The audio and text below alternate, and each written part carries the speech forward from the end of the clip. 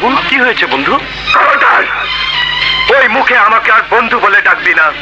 তুই একটা জোচ্চোর বেঈমান গাদ্দার।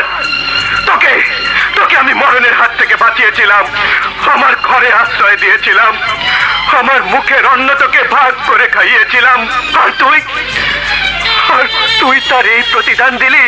প্রেমের সমাধি ভেঙে মনের শীতল ছিড়ে পাখি যায় উড়ে যায়।